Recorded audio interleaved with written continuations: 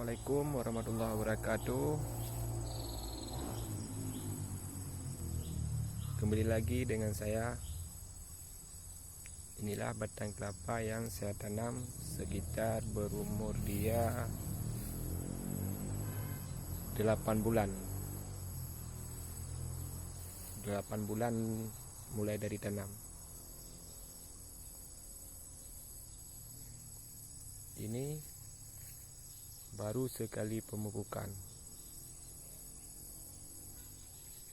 Bisa teman-teman lihat, ini batangnya.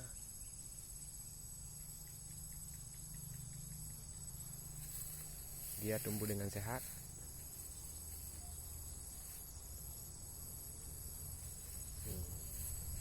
Ini lagi.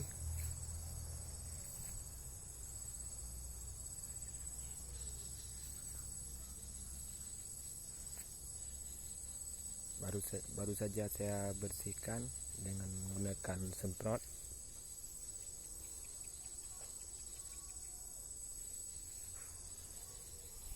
Dan juga punya yang lain.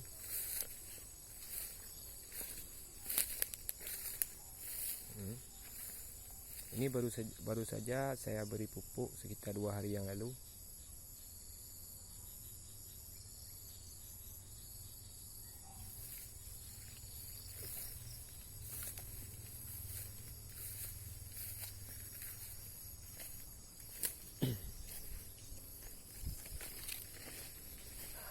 Ini lagi, batangnya sangat besar.